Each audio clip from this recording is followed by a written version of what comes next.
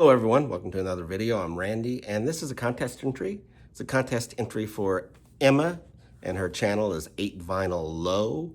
I was lucky enough to meet Emma at the MGK Bash in Buffalo this last year. Hope she was able to come again next year.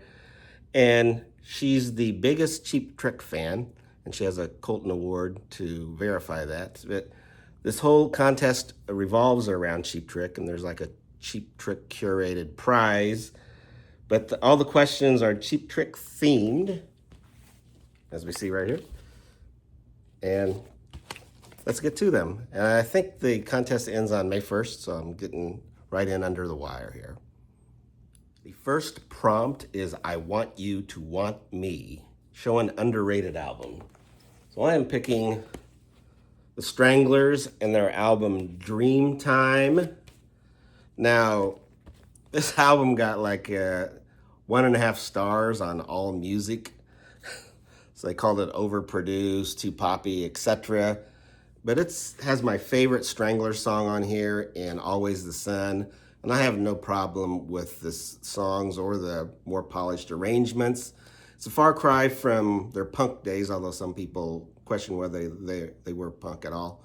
But anyway, like a lot of bands, they went through different transitions, and I really like this album. Always the Sun, Dreamtime, Nice and Nice, which has a cool backstory if you look it up, and Shaken Like a Leaf. Anyway, I enjoyed this album, a lot better than All Music says, so give it a shot.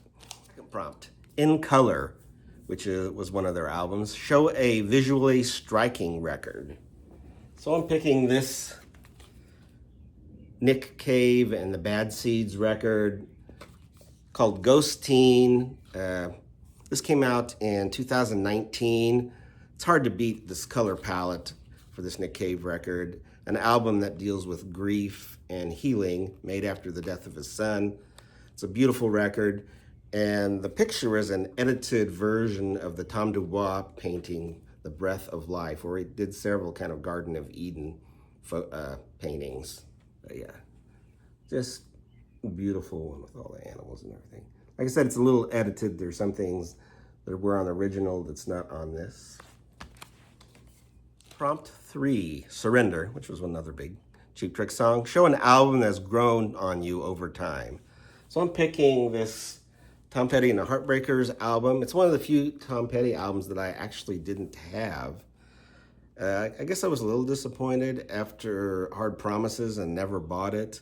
But then when it had this big reissue, I remember Sam St. John talking about it, and so I went and bought the reissue, which has like 7 unreleased tracks, a bunch of extra songs on here. But you know, this album has really grown on me after time, and I like the singles, You Got Lucky and Change of Heart, and the reissue really helped me dive into some of the other tracks.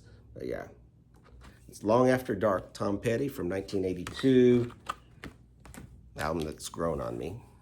And prompt 4, Budokan Energy, show a high energy album. Of course, Cheap Trick's big album, Live at Budokan, was a huge success. But this is J. Geils Band live, Blow Your Face Out. There's track listing on this. And Blow Your Face Out, it's hard to beat the raw energy of this album. So sometimes you would hear people say that, you know, their studio albums just didn't have the energy like their live albums, or really come across like they did live.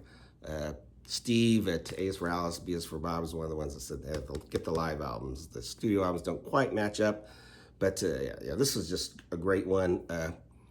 Peter Wolf's intro to Must Have Got Lost is just classic. So anyway, yeah, Blow Your Face Out, J. Geils Band. Prompt 5, She's Tight, show a no-skip album. First, I'm gonna pick one from my favorite artists, and that's Van Morrison and his album Moondance. It's not my favorite Van Morrison album. There's actually 2 albums I like more, but I think this is his most accessible. And in fact, it's one of the few albums where I think every song on here could have been a single. You know, you got Stone Me, Moondance, Crazy Love, Caravan, Into the Mystic, which was my second favorite Van Morrison songs. Just fantastic. Like I said, I think every one of these songs could have been a single.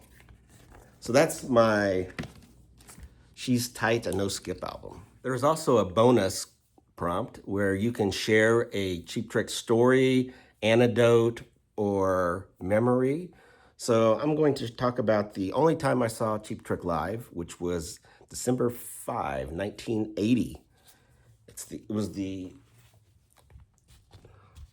All Shook Up tour. There's my ticket stub. You can see they tore it off, so all you can see is the trick, but it was $9. Hey. And I remember they had an opening act that was called New England. I think they had like one hit, but I don't remember too much else about them, although I know they played very loud. And the only thing I remember about the Cheap Trick concert was that they had some technical difficulties at the beginning. They were having some issues. Luckily, they finally solved those, although this venue, which was the Municipal Auditorium, was not the best acoustically, but still a great concert. Like I said, it's been 40-some years ago, so I don't remember everything about it. I do remember they closed with Dream Police before they went to their encore. And one thing I remember wanting to see was Rick Nielsen's checkered guitar, which he had, and then, of course, Bun E. Carlos, kind of in the business suit. I don't think it shows it on here. But yeah, he kind of had that office worker look. So I thought those guys were pretty unique. You know, Rick Nielsen with his baseball hat flipped up and his checkered guitar. But anyway, that was my memory of seeing Cheap Trick in 1980. Everyone go enter Emma's contest if you haven't done it yet. And everyone take care.